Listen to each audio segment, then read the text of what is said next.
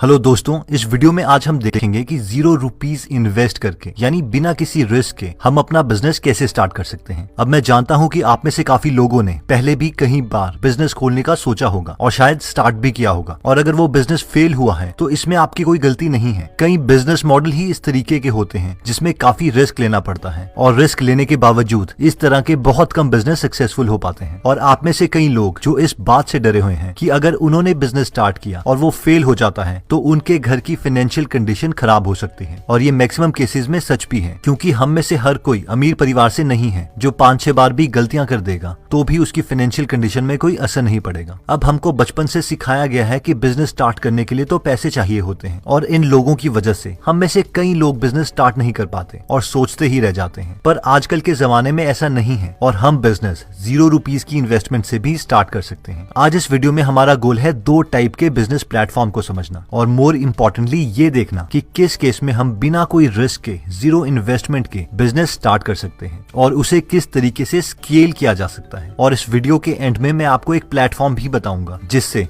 आप कल से ही पैसे कमाना स्टार्ट कर सकते हैं। तो चलिए स्टार्ट करते हैं। अगर हमें कम पैसों में बिजनेस स्टार्ट करना है तो हमारे पास 2 टाइप के बिजनेस प्लेटफॉर्म हैं। सबसे पहला बिजनेस प्लेटफॉर्म आता है प्रोडक्ट फोकस। ये बिजनेस प्लेटफॉर्म कहता है कि हम कस्टमर देंगे, आप प्रोडक्ट लाओ और उसे सस्ते में बेचो। फॉर एग्जाम्पल Amazon, यानी हम अपना प्रोडक्ट Amazon पर लेके आएंगे और फिर हम उसे Amazon पे बेच सकते हैं। अब इस बिजनेस प्लेटफॉर्म का सिर्फ एक ही फायदा है कि आपका प्रोडक्ट देखने के लिए काफी कस्टमर अवेलेबल होंगे, और अगर उन्हें ये प्रोडक्ट पसंद आता है तो वो उसे खरीद भी सकते हैं। लेकिन इन प्लेटफॉर्म्स के काफी ड्रॉबैक्स भी हैं। पहला ड्रॉबैक ये है कि ये जीरो इन्वेस्टमेंट प्लेटफॉर्म नहीं है, यानी आपको इन्वेस्टमेंट करनी पड़ेगी और वो भी अपने ही रिस्क पर। और अगर आप प्रोडक्ट को नहीं बेच पाए तो वो सारा लॉस आपका ही होगा। हाँ, अगर हमारी खुद की शॉप है तो हमारा रिस्क बहुत कम हो जाता है, क्योंकि अगर इस प्लेटफॉर्म में हमारा सामान नहीं बिक पाता तो भी हम अपनी शॉप में उस प्रोडक्ट को बेच सकते हैं। सेकंड ड्रॉबैक ये है कि आपका कस्टमर के साथ कोई रिलेशनशिप नहीं बन पाता। सब प्रोडक्ट ये सोच के खरीदते हैं कि वो Amazon से खरीद रहे हैं, ना कि आपसे।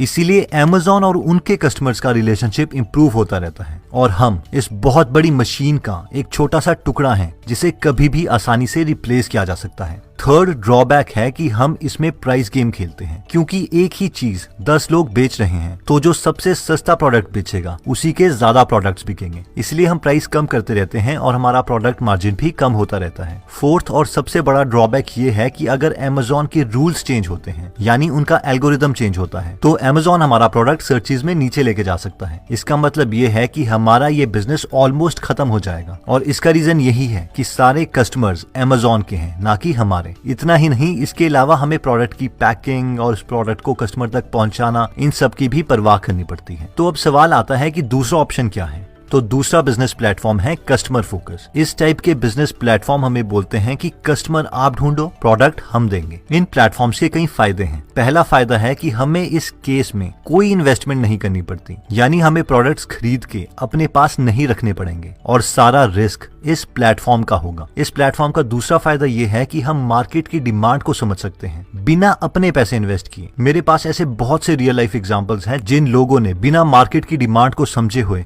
सिर्फ अपनी पसंद के मुताबिक, अपने इमोशंस के अकॉर्डिंग प्रोडक्ट्स खरीद लिए हैं और लाखों रुपए इन्वेस्ट कर दिए हैं, और बाद में उन्हें पता चलता है कि वो प्रोडक्ट किसी को चाहिए ही नहीं। इस एग्जाम्पल को how to make friends and influence people book में काफी अच्छे तरीके से समझाया है। एक बार एक आदमी काफी देर तक कांटा लगाकर मछली को पकड़ने के लिए एक लेक के किनारे बैठा रहता है, लेकिन वो एक भी मछली नहीं पकड़ पाता। काफी देर के बाद उसका दोस्त आता है और उससे पूछता है, तूने मछली को पकड़ने के लिए क्या बेट डाली, यानी क्या चारा डाला। इस पर वो आदमी कहता है कि मैंने इसमें टेस्टी स्ट्रॉबेरीज रखी हैं। ये सुनकर उसका दोस्त हंसने लगता है और कहता है कि मछलियों को स्ट्रॉबेरीज पसंद नहीं है, इनको पकड़ने के लिए तो तुझे कीड़े रखने चाहिए थे। ये सुनकर उसका दोस्त बोलता है, मगर स्ट्रॉबेरीज तो ज्यादा टेस्टी होती है ना। आई होप आप पॉइंट समझ गए हैं। हमें कस्टमर को वो चीज देनी है जो उन्हें पसंद है, ना कि हमें। आप किसी बूढ़ी औरत जो कि डायबिटीज की मरीज है उसे मसल्स बनाने के लिए वे प्रोटीन नहीं बेच सकते। इसलिए हमें ऐसे प्लेटफॉर्म्स चूज करने हैं जिससे हम मार्केट की डिमांड को समझ सकें बिना अपने पैसे इन्वेस्ट करके या मिनिमम रिस्क लेकर। इस प्लेटफॉर्म का तीसरा और सबसे बड़ा फायदा ये है कि आपके पास कस्टमर का डेटाबेस होता है, यानी कॉन्टैक्ट्स होते हैं, फोन नंबर्स होते हैं, ईमेल एड्रेसेस होते हैं, और उन कस्टमर के साथ एक पर्सनल रिलेशन रिलेशनशिप होता है और मेरे ओपिनियन में बिजनेस में सिर्फ यही एक ट्रू एसेट है। 99% बिजनेस में इसी स्किल को सुप्रीम माना जाता है और सब इसी को फॉलो करते हैं। For example Bajaj electricals, Adidas, Nike या IBM जैसी बड़ी कंपनीज अपना प्रोडक्ट बनाने के लिए छोटी कंपनीज का इस्तेमाल करती हैं और जब वो प्रोडक्ट तैयार हो जाता है तो उस पर लेबलिंग कर देती हैं, यानी अपना लोगो छाप देती हैं। ऑब्वियसली इनके पास क्वालिटी टीम्स भी होती हैं जो ये इंश्योर करती हैं कि ये सारी छोटी कंपनीज अच्छी क्वालिटी के प्रोडक्ट्स बनाएं। पर फिर भी आई होप आप समझ गए हैं कि सब कंपनीज कस्टमर के साथ अपने रिलेशनशिप को ज्यादा प्रेफरेंस देती है एज कम्पेयर टू प्रोडक्ट्स के। इवन की अगर हम Amazon की बात करें तो उसमें भी Amazon अपने कस्टमर के साथ रिलेशनशिप बना रहा है और हम सिर्फ उन्हें प्रोडक्ट दे रहे हैं और प्रोडक्ट ना बिकने का रिस्क भी हम ही ले रहे हैं। तो इन शॉर्ट हमें ऐसे प्लेटफॉर्म चाहिए जो खुद अपने को फेमस ना करें बल्कि हमें कस्टमर के साथ रिलेशनशिप बिल्ड करने दें। तो अब सवाल ये आता है कि कस्टमर फोकस टाइप के बिजनेस कौन कौन से हैं? कस्टमर फोकस बिजनेस प्लेटफॉर्म में सबसे बड़ा प्लेटफॉर्म है मीशो ऐप का। आप में से जो लोग नहीं जानते तो ये एक रीसेलिंग ऐप है जिसके फाउंडर IIT दिल्ली से हैं। बेसिकली इस ऐप में मीशो आपको प्रोडक्ट अवेलेबल करवाता है जैसे कि शूज, टी-शर्ट्स, साड़ी, ब्लैंकेट्स और बहुत सारे प्रोडक्ट्स। अब आप ये प्रोडक्ट्स की फोटोग्राफ्स अपने किसी व्हाट्सएप, इंस्टाग्राम या फेसबुक ग्रुप में डाल सकते हैं। इवन की पर्सनली भी आप ये फोटोग्राफ्स किसी को दिखा सकते हैं बिना मीशो ऐप के बारे में किसी को बताए हुए। ये सिंपल फोटोग्राफ्स हैं और ऐसा लगता है कि ये आपने घर में ही ली हो। उसके बाद अगर किसी को कोई प्रोडक्ट पसंद आता है तो वो हम उसे मीशो ऐप में ऑर्डर कर सकते हैं जिस पर हमें कमीशन मिलेगी। इसको समझने के लिए एक एग्जाम्पल ले लेते हैं। फॉर एग्जाम्पल आपके घर में कोई बर्थडे पार्टी है या फ्रेंड्स आए हुए हैं और वहाँ पर ट्रेंडी शूज या चप्पल की बात हो रही है और आप अपने मोबाइल में ट्रेंडी शूज का कैटलॉग मीशो ऐप से डाउनलोड कर लेते हैं। तो आप अपने फ्रेंड्स को बोल सकते हैं कि आपका कोई जानने वाला है और वो डिस्काउंटेड प्राइस में आपको प्रोडक्ट्स अवेलेबल करवा सकता है और फिर आप उन्हें नॉर्मल फोटोज की तरह उस प्रोडक्ट की फोटोज को अपने मोबाइल में दिखा सकते हैं या फिर अपने फ्रेंड्स को वो फोटोज व्हाट्सएप ग्रुप में सेंड कर सकते हैं।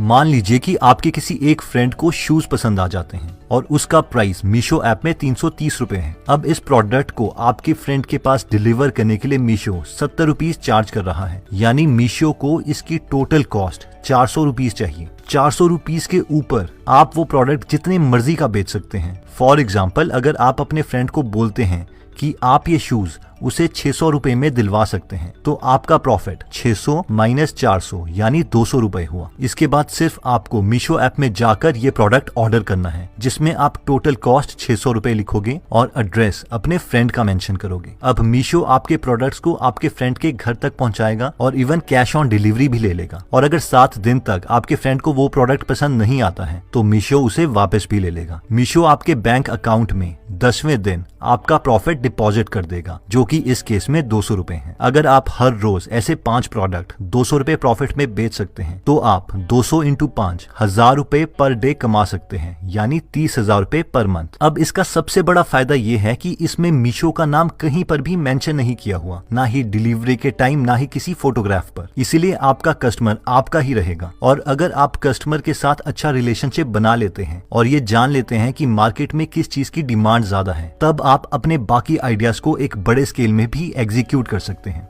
अब कई लोग बोल सकते हैं कि सर हम प्रोडक्ट नहीं बेच सकते। एग्जैक्टली। अब इमेजिन कीजिए कि अगर आप लाखों रुपए किसी दुकान में इन्वेस्ट कर देते तब क्या होता, या फिर आप Amazon के लिए प्रोडक्ट खरीद लेते और उसे बेच ना पाते तब क्या होता। इस केस में सारा रिस्क आपका ही होता। बिजनेस का सबसे बड़ा रूल यही है कि test your market demand before you invest, यानी मार्केट की डिमांड को पहले समझो और उसके बाद इन्वेस्ट करो। और मार्केट की डिमांड का पता करने के लिए हमें इन्वेस्टमेंट करनी पड़ सकती है, लेकिन ये इन्वेस्टमेंट हम औरों के रिस्क पर भी कर सकते हैं जैसे कि मीशो।